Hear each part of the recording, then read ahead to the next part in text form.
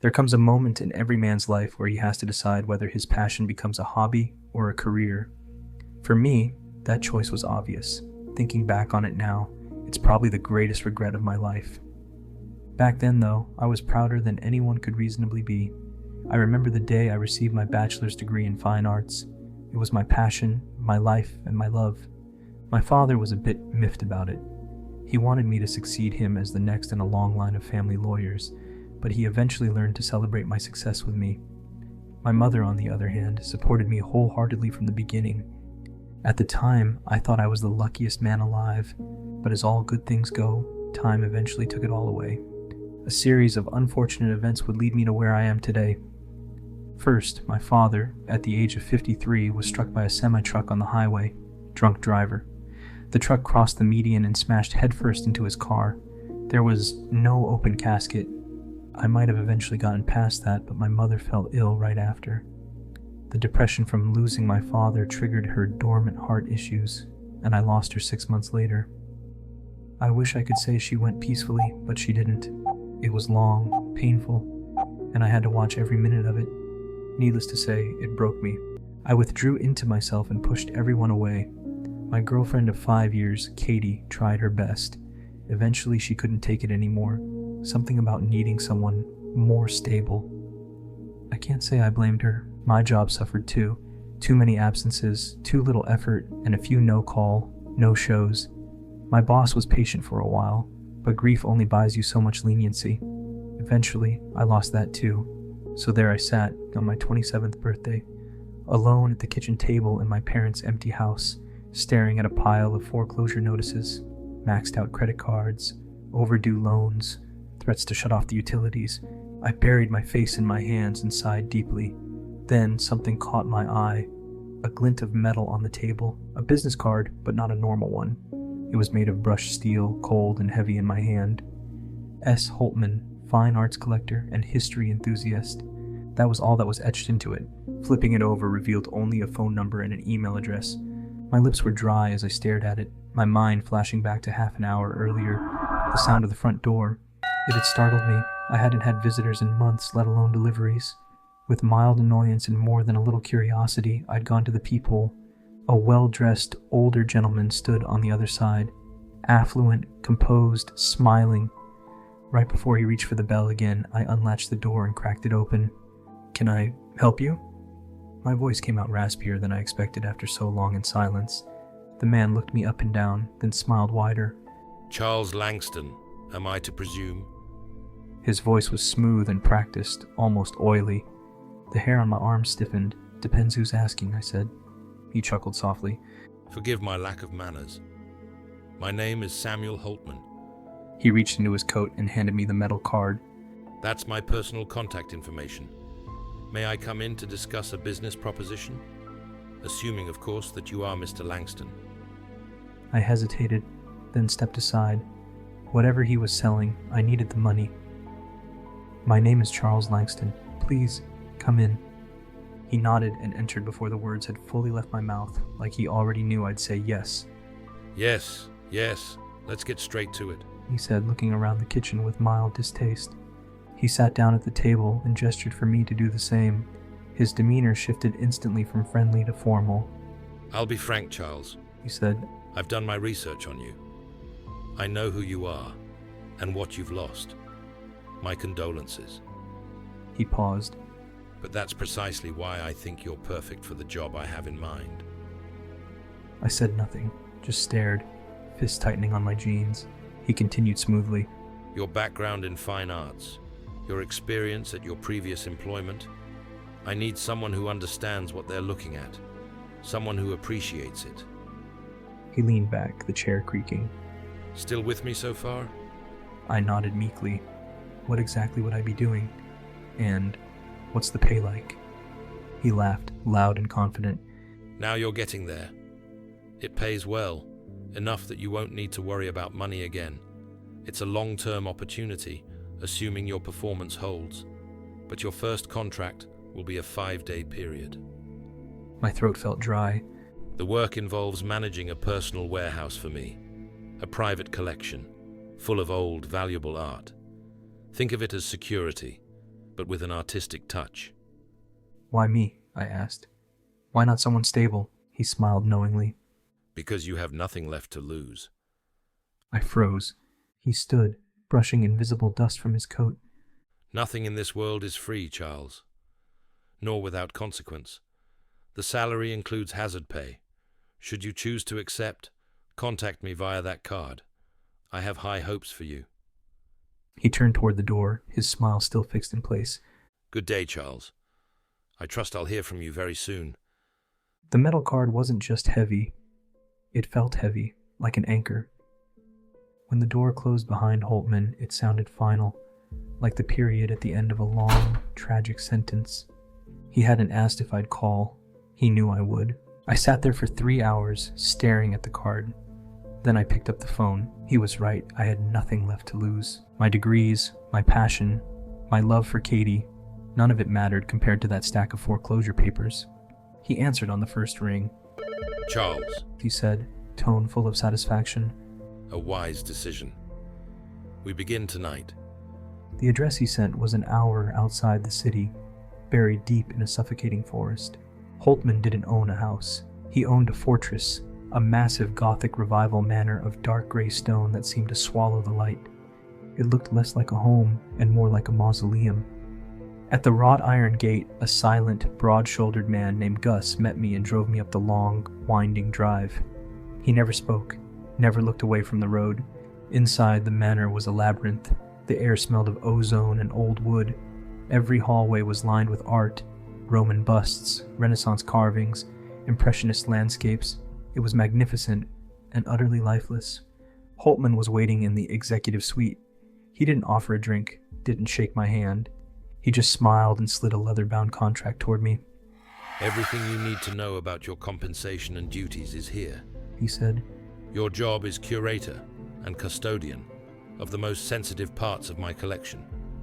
He paused, eyes gleaming. You live here now. Your quarters are comfortable. The salary begins tonight. You are not permitted to leave the grounds until your contract is complete. My primary duty was the sub-level chamber Holtman called the Red Room, a concrete bunker sealed by a steel vault door, bathed in an endless, sterile white light. It wasn't empty. Lining the walls were marble and bronze statues, all priceless, all needing maintenance. But the true focus was the easel on the far wall. On it sat the observer's gaze, a small, symbolist painting of a cloaked figure at the edge of a foggy lake. Technically perfect, but wrong. The cracking patterns were too deliberate, too new. Holtman stood beside me, hands folded neatly behind his back. Tell me, He said softly. what do you see that is irregular? I leaned in, professional instinct kicking in. The varnish is new. The canvas is aged artificially. The pattern's been forced. He smiled faintly. Precisely. The painting is unstable. It requires precision to maintain its state. The hazard, Charles, is not an intruder. The hazard is failure to pay attention. He handed me a small ledger and a cheap digital watch. You'll start tonight. 8 hours. Everything you need to know is in the book. Understand this. Your life depends on following every rule perfectly. He turned to a typed page in the ledger and read aloud. Rule 1. The 30-minute report. The painting must be observed and verbally logged every 30 minutes, on the minute. Rule 2. The gaze's denial. After the report, you must not look at the painting for the next 29 minutes. Rule 3. The proximity test. Once every night after 4 hours, you must touch the paint with your bare hand for 5 seconds. He closed the book gently. Do not forget, Charles. Precision keeps you alive. The heavy steel door closed behind me with a deafening clunk. I checked my watch. 11:58 p.m. 2 minutes until my first report. I had 2 minutes to memorize 3 absurd rules. It felt childish, like don't step on the lava for grown-ups. But the money was real, and the rules were the only thing standing between me and homelessness. 12 a.m. The lights flicked from white to a deep red. The shadows became darker and gave the room a deeper feeling. Status report, 12 a.m., I said into the silence. Figure is stationary. Environment static. No visible change to color or cracking pattern. Paint layer stable. I logged it in the ledger. Then I turned away, obeying Rule 2. That's when the real isolation hit. The statues around me, cold marble, gleaming bronze, felt less like art and more like silent witnesses. Their eyeless faces seemed to follow the pulse of the red light. I cleaned the headless marble torso, forcing my attention to the texture of the brush against stone. The silence pressed against my eardrums. Every breath, every heartbeat sounded deafening. My work began quietly, ignoring the pressure of the room and the staring blank faces around me. I like to pride myself on being a rational man, but even a rational man gets unnerved once in a while. Still, my work went smoothly. I made it to 12:30 a.m. Perfect timing. Turning back to the easel, shining the penlight onto the canvas. Status report 12:30, I announced. All things normal. No. I froze. Where the shadowed hood had been pitch black before, there was now a faint sliver of pale pigment, no bigger than a grain of rice. It looked exactly like the tip of a fingernail. The rule demanded I announce every change, but my brain refused. To speak it aloud would make it real, so I lied. I logged the report as normal, adding a note about possible pigment contraction due to temperature. And that was my first mistake. I turned away again, cleaning the next statue, but I could feel the painting behind me, watching. At 12:35 a.m., I heard it, the soft drag of fabric across stone. Then a faint, rhythmic tapping, like a fingernail on bronze. The satyr statue's reflection seemed wrong, a shadow passing behind me. I almost turned around, almost. Instead, I stared at the marble bust in front of me and realized the emperor's head had tilted slightly toward me. Its eyeless gaze was locked on my back. Then I heard it. I froze. In the farthest shadow, a human shape seemed to coalesce, faint, tall, and watching. It's the light. It's fatigue. It's my mind, I told myself. I clung to rationality like a lifeline. My hands continued moving on the statue, and I pretended to not notice the looming shadow. My breath quickened, and I fought with every nerve in my being to not turn and look. I somehow knew, if I did, things would not go well for me. 20 minutes passed like that, as I scrubbed the same statue over and over, its blank eyes boring into me. Then it disappeared from the corner of my eye, and my breathing finally returned freely. I turned slowly and walked to where I had seen it. Nothing. A slight nervous laugh came from my mouth as I began to work again, and convinced myself I was being ridiculous. I was just tired. At 12:57, I stopped cleaning and walked back toward the easel. I'd followed the rules. I'd survived the hour. I spent the next 7 hours from 1 a.m. to 8 a.m. in a state of hypervigilance, successfully completing the rest of my maintenance and my 4 a.m. proximity test without further incident. It was an unnerving, agonizing experience, but I survived. I convinced myself right then and there that the painting hadn't shifted. I just hadn't noticed it before. But when Holtman's assistant, Gus, unbolted the steel door and let me out at 8 a.m., my first night was over. The relief I felt was overwhelming. I walked back to my quarters, the morning sun streaming through the manor's ornate windows. The light felt weak, almost illusory, after the perpetual red gloom. I looked down at the ledger. A simple enough job so far. Nothing to worry about except my own mind playing tricks on me. The job felt simple, the hazard pay a bonus on top. I didn't know why Holtman felt the need to mess with me mentally, but I knew I would be back in the red room at 11:58 p.m. By next evening, Holtman called it a good first night. His voice was flat, businesslike, as if I'd cleaned an office. He asked only one question. Did you follow every rule precisely? I hesitated, and that hesitation was all it took for him to smile. Be careful, Charles, he said. Deviation invites attention. Attention, that word lingered in my mind all day. By the second night, the red room felt different. The hum of the light wasn't constant anymore. It pulsed, faintly, like breathing. Gus escorted me down the hall as before. He didn't speak, didn't meet my eyes. When the vault door closed, it sounded heavier than the night before. I checked my watch, 11:58. I took a deep breath and fixed my eyes on the easel. The figure stood motionless, as if waiting. 12 o'clock. Status report, 12 a.m. Figure stationary, no visible alteration. Paint layer intact. I logged it and turned my back, obeying Rule 2. I forced myself to focus on the statues again, dusting, cleaning. pretending this was just another job. At 12:11, I froze. A sound. Not loud, just wrong. A faint creak, like stretched canvas. I turned halfway before catching myself, stopping just short of breaking the rule. "Don't," I whispered to myself. 20 more minutes. My breathing sounded like thunder in that room. Something tapped the floor behind me, once, twice, 3 times. A cold wave washed over my whole body, my limbs freezing up. It had come from the painting. I knew it, but couldn't explain how. I clenched my jaw and gripped the broom in my hand like a weapon. Then, like a prey being stalked by a predator, I felt eyes on the back of my head. Something was watching me, stalking.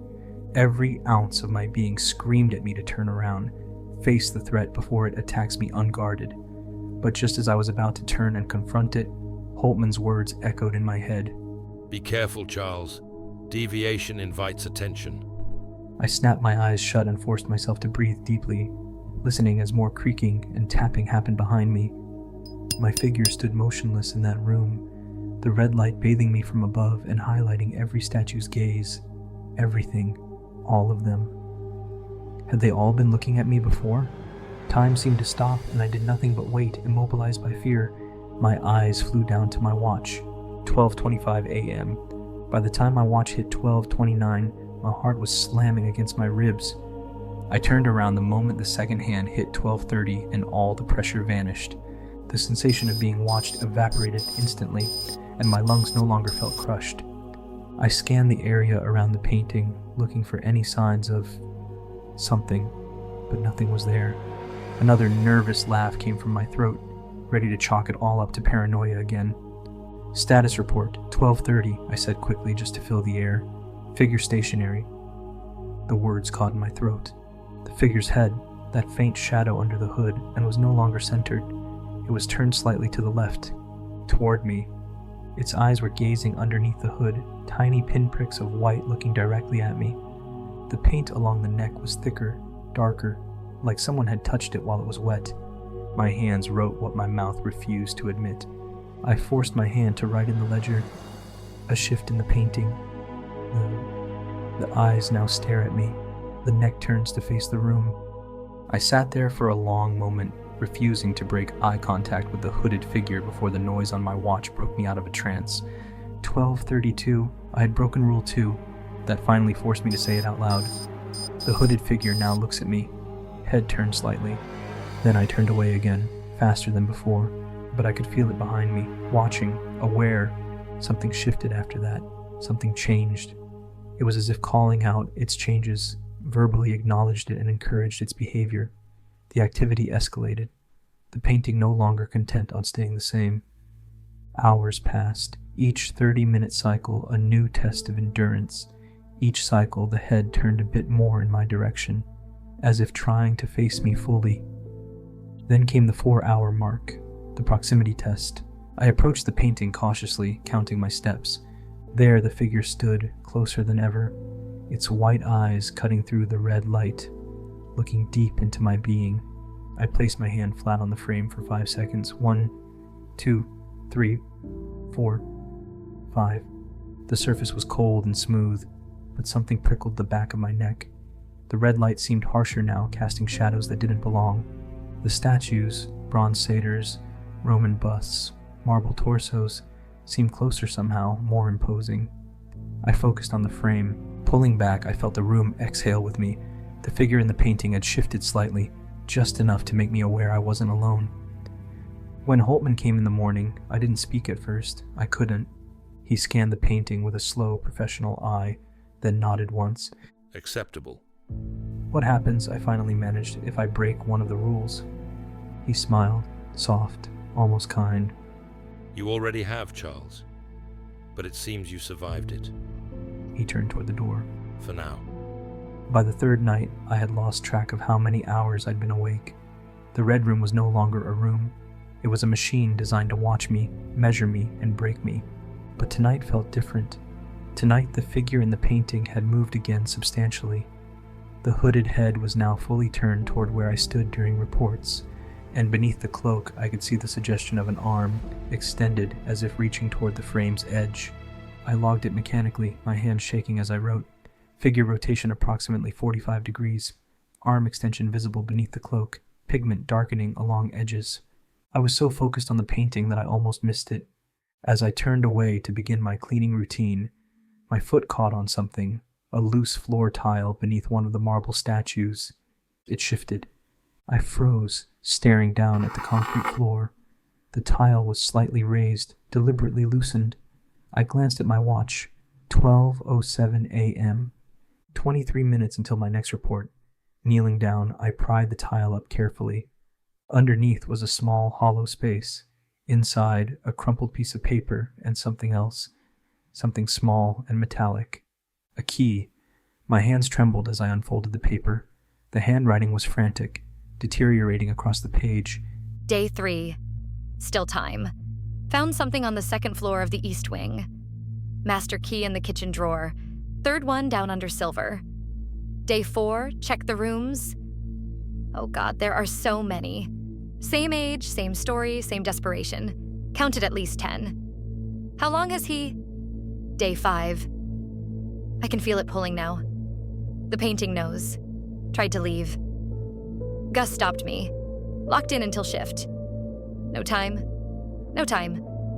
If you're reading this, you're already feeding it. Check the painting's date. Check when it was made. Check who made it. Not a collector. He's the... The writing devolved into illegible scratches, then stopped completely.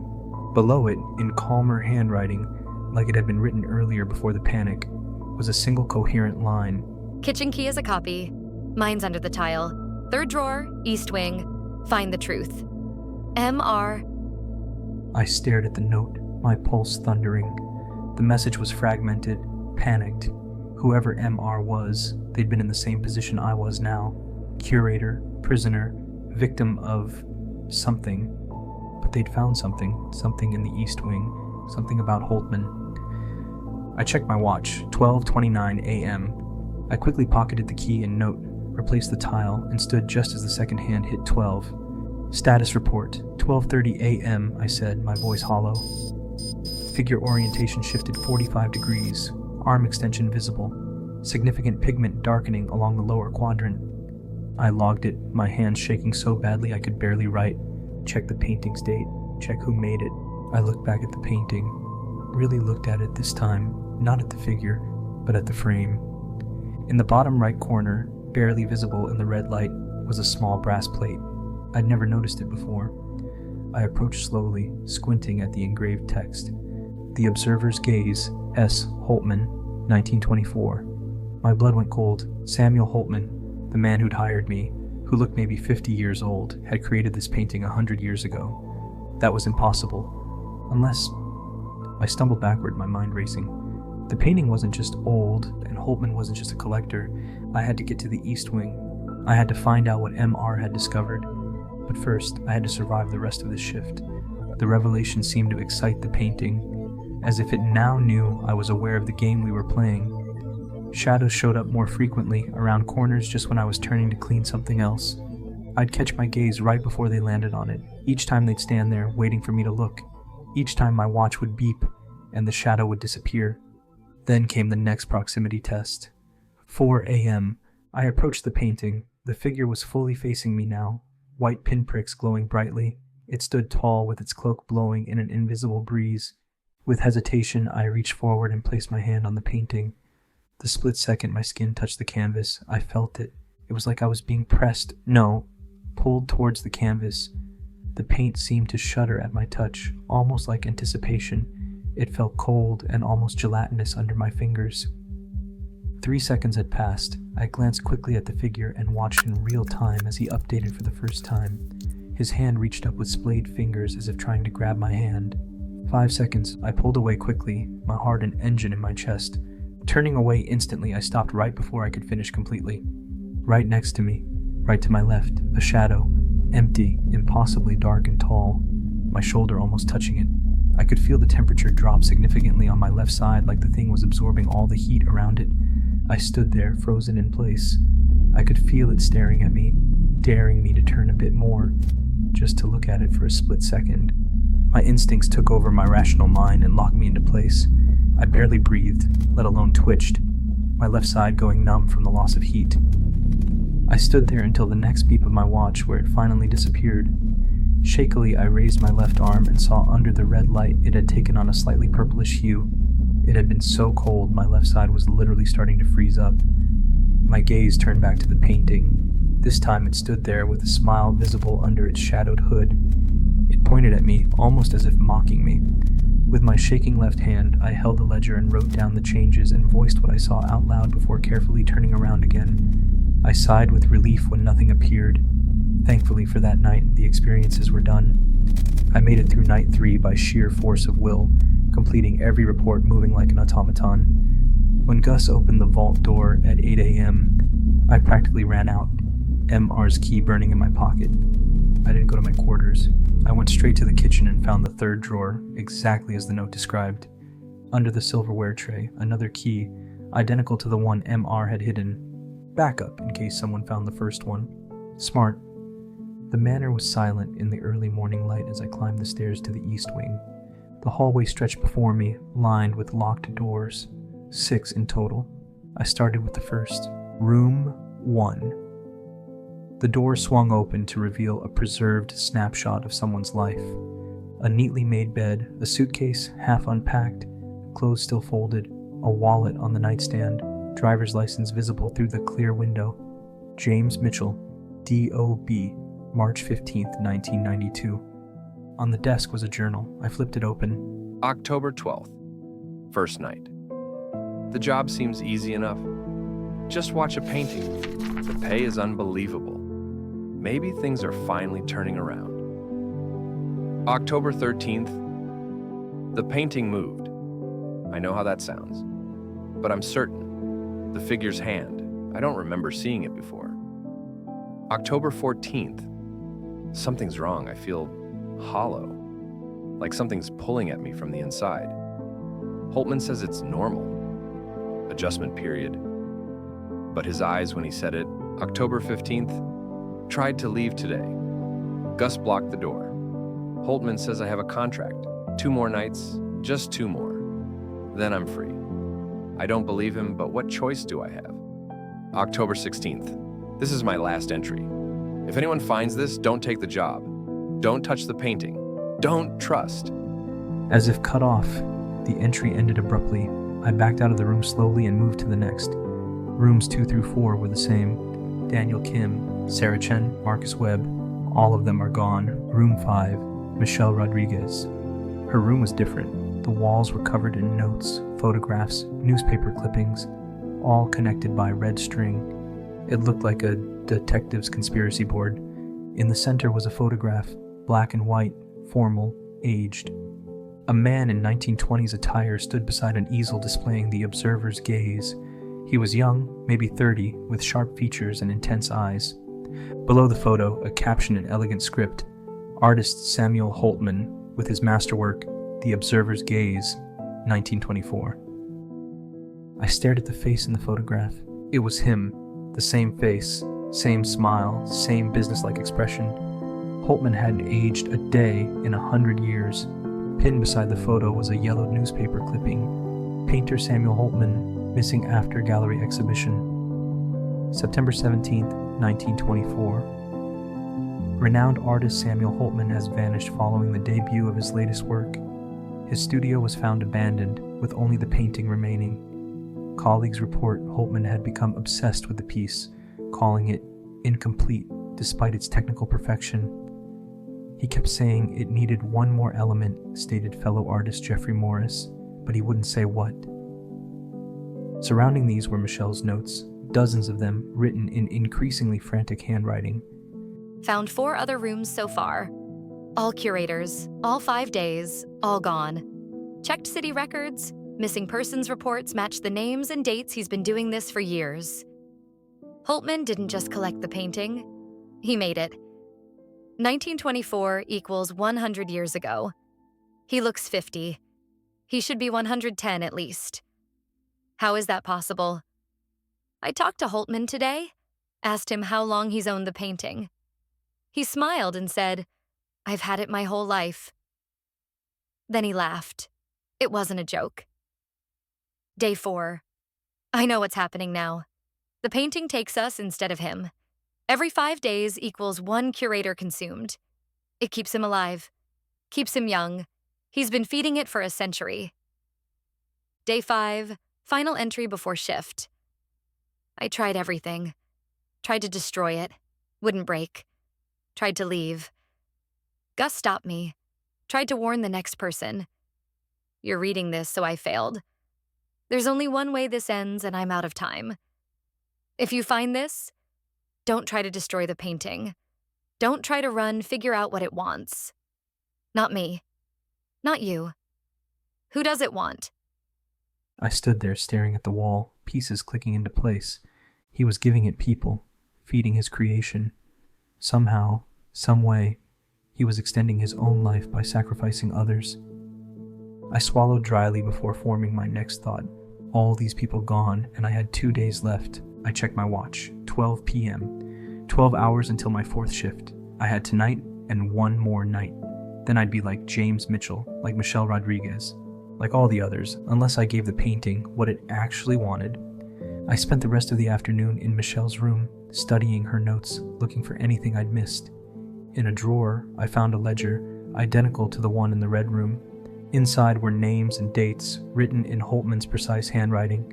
Curator, number 1. Augustus Gus Brennan, 1924. My breath caught. Gus. He'd been the first. The entry had a note beside it, contract amended, permanent service in exchange for life. So that's why Gus never spoke. Why he just watched, silent and complicit. He'd made a deal 100 years ago. The list continued. Curator number 4, Helena Volkov, 1960. Curator number 11, Michelle Rodriguez, 2023, 11 curators. 11 people consumed over 100 years, all to keep one man alive. The reason was clear now, but the question remained. Why the rules? Did they have any significance to the process? If Holtman created the painting, then he made the rules to follow them himself. I had to find out why, and maybe, just maybe, I could use them against him. But how? My mind raced before landing on the ledger again. Gus! I found his room by asking the servants around the grounds. They all seemed unaware of what was truly happening on these grounds. Slowly I raised my hand and knocked on his door, the echo carrying down the empty hall. I heard shuffling behind the door for a few moments before the lock unhitched, and he slowly opened the door. His tired eyes made contact with me, and I saw a visible shock and confusion roll through his face before it went stone again. Mr. Langston, he said slowly, carefully. Is there something I can help you with? My eyes met his silently for a few moments before I replied, Gus, you've worked here a long time, haven't you? Far overdue for a vacation, wouldn't you say? My voice came out smoothly. His eyes flashed through multiple emotions before finally landing on understanding. He opened his mouth for a second before chewing his lip and finally replying, I cannot help you, Mr. Langston.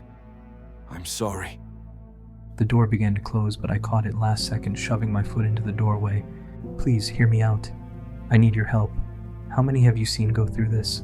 I'm number 12, aren't I? I know you were like me at one point. I know you're doing this because you didn't have a choice. I set my hand on the door, pushing against it slightly. His gaze was on the floor, refusing to make eye contact. How many more will you sit and watch this happen to? 15, 20, 40. How much more can you handle? This is it. This is your chance. There is no guarantee anyone else will find out what I know. You could be doing this until the sun explodes. Is that what you want your legacy to be? I finished, practically pleading towards the end. He stood there, still as the statues in the red room. I tried one more time. Please, Gus. The rules. What do they mean? Why do we need to follow them? His head dropped, his stature seeming to shrink into himself. I watched him battle an internal war before finally giving in. For the first time, I saw fire in his eyes, determination and mind made up. The rules. He told me before. I asked once, after the 4th one. They are to build anticipation, make the painting more active. He said slowly. My thoughts raced at the revelation. What do you mean? Active how? He hesitated again for half a second before giving in and listing everything out. Rule 1. Reporting every 30 minutes gives the painting anticipation, letting it build its hunger. Rule 2. Denying the painting, any attention builds up the process faster, making the painting more active, trying to get attention. It makes the moments you do look more impactful and shortens the overall sequence, like starving a wild animal. Rule 3.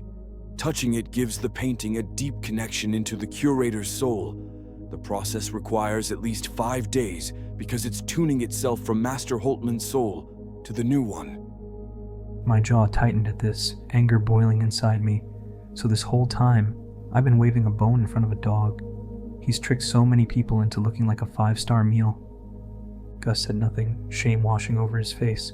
I formed my words, asking my next question. Then what about the apparitions in the room? The shadows? The mind tricks? What purpose do they serve? He shifted uncomfortably at that before replying. The painting is a self-portrait. No matter how many souls are fed, it is still him. It has his mannerism. All of it is to make you scared, to enjoy your fear. Master Holtman enjoys inflicting torture on people, and the painting follows that. I don't think it would actually kill you before your time, but be careful. My head nodded in response, my mind racing. This was all well and good, but now what? We stood in silence, the door still half closed between us. Then it clicked.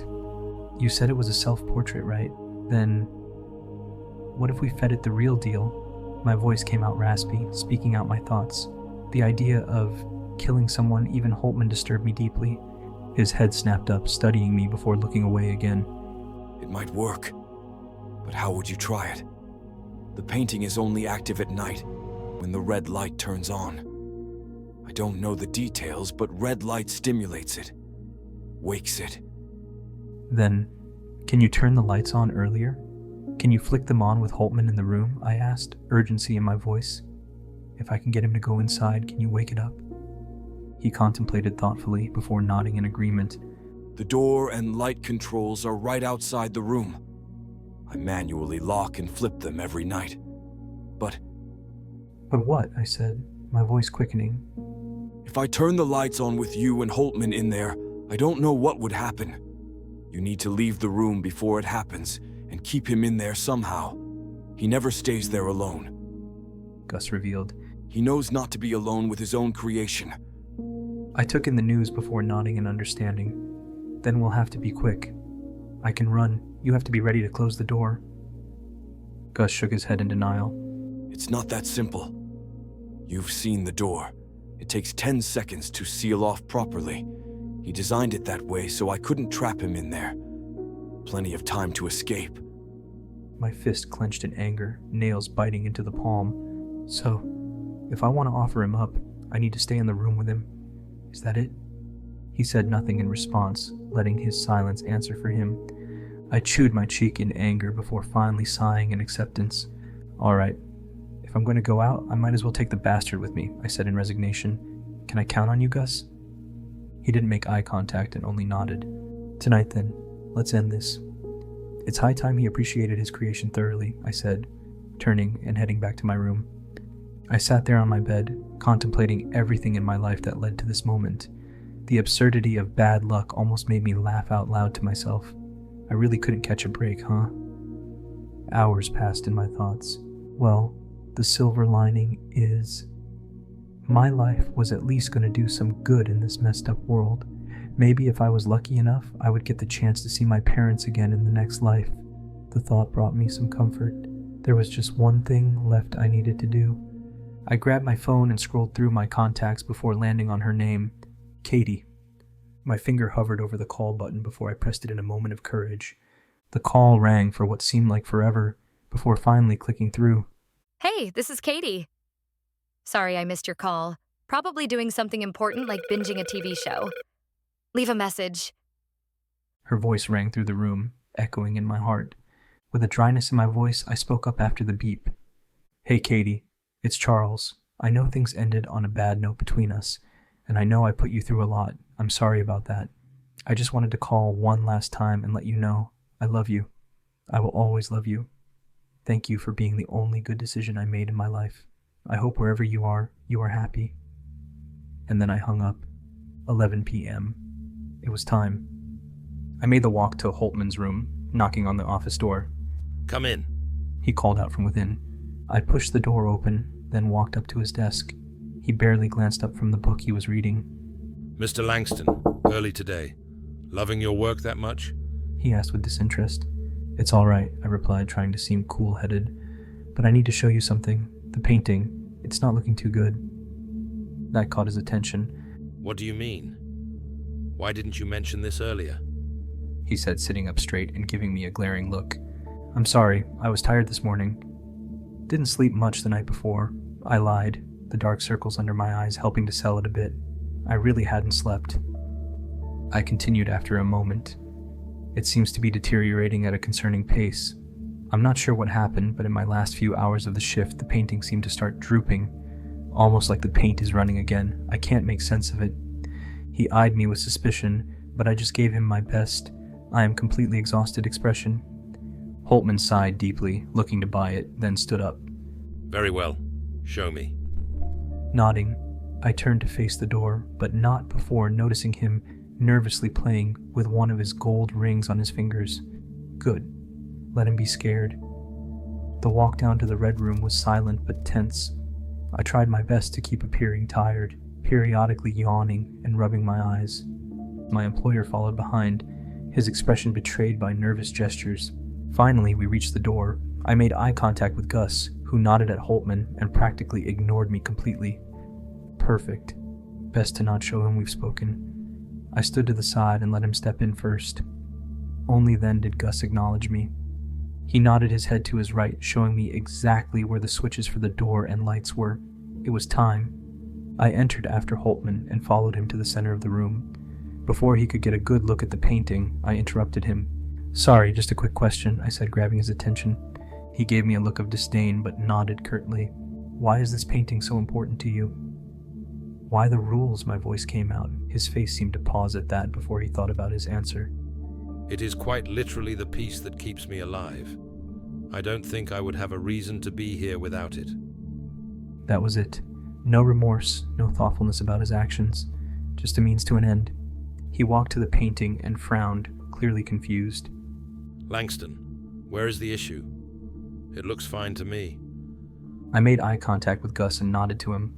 He nodded back and moved to the switches. Yeah, about that. It's in the top corner. Take a closer look. I lied, backing away slowly. He muttered to himself angrily before saying, Mr. Langston, it seems your eyes. He was cut off by the lights turning red and the door slowly grinding its gears to a close. The anger and surprise on his face filled me with partial joy. What are you trying to do here, you little rat? He yelled angrily and began to move quicker than any reasonable 50-year-old man should have. He quickly made his way to the door, but I stood in front of him and tackled his midsection, holding him back. I laughed in hysterics before yelling, No, I insist. You must observe your art in its purest form. Holtman struggled violently in my arms, elbowing me and kneeing me in the stomach. You idiot. We will both die here. The blows hurt, but through the flashes of pain, I grit my teeth. I was ending this, only 8 more seconds. Then my blood ran cold. Holtman stopped and looked up in relief. Gus, my loyal servant, well done. Now help me with this impudent brat. He yelled in relief. My blood ran cold and I looked behind me to see Gus standing there. He looked from Holtman back to me. Then he nodded at me and punched his master in the face. Holtman fell back in surprise with a yelp of pain. Ah! Before I could do anything, Gus ran and tackled him to hold him down. Holtman struggled in anger, calling out in frustration. His servant ignored him and turned to face me. Go. It's time I pay for my sins as well, he said with a solemn look. My face fell in anguish and tears flowed down my cheeks. He smiled at me after seeing my tears, the first true joy I had seen on him, the look of a man at peace knowing someone would mourn his death. Someone would remember him. Go, he urged me. I turned and ran, diving through the crack in the door before it could close, barely managing to pull my foot out of the door before it clanged shut. Scrambling to my feet, I stood up and peered through the glass window. The lights in the room had begun to flicker. The shadows around the room darkened, and the painting at the end started to vibrate. Gus backed away from Holtman now that the door was shut, standing as silently and still as the other statues in the room. His job was done. Holtman quickly stood up and backed up away from the painting, banging loudly on the metal. Open this damn door now! He screamed out. It's not possible, remember? Gus said, refusing to look at him. The door stays shut till 8 a.m., Master Holtman. As you ordered, so I wouldn't get second thoughts. Holtman stopped banging on the door and angrily walked over to Gus, screaming, You blubbering idiot! Do you realize what you've done? After the mercy and life I've granted you, this is how you repay your master. He raised a hand to slap him, but stopped in his tracks when the painting finally stopped shaking. Gus smiled again and closed his eyes in acceptance. The hooded figure stepped out of the painting, dragging its long cloak behind it. It stood taller than the statues, its gaunt form towering over the two people. With an uneven step forward, it moved towards its creator. Holtman stared in terror, his hand dropping to his side. His lips trembled in fear as he fell to his knees. The creation now stood above its creator, its shadow casted over him and drowning out the red light. With a pop, the bulb shattered. The room was thrust into pure darkness. I heard screams, but only from Holtman. He pleaded, begged, demanded as its creator. None of it worked. I sank to the floor with my back to the door, listening to the chaos, mourning my friend. It was about an hour later when the sounds finally stopped, the painful screams and horrible sounds. I sat in silence, head hung low. I stayed there all night till the door finally opened at 8 a.m. The white light finally turned back on, and I stood carefully, turning to face the room. It looked unassuming, like nothing had happened. I walked in and observed the painting in its final form. There sat Holtman and Gus, sitting together at the edge of the lake.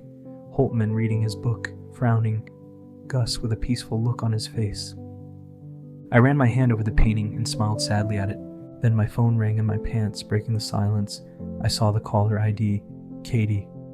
With one last look at the painting, I whispered, "Thank you, my friend," before turning and leaving the room behind. "Hello? Katie? Yeah, it's me. Sorry about that message last night," I said, wiping my tears away. Hey guys, thank you for listening to my second story on this channel now. These videos are a lot of work to get done, so I hope you enjoy listening to them as much as I enjoy writing them and narrating them for you. It would really make my day if you could leave some feedback for me below in the comments section. I hope you can consider subscribing and liking, and I'll see you in the next one. Stay safe out there.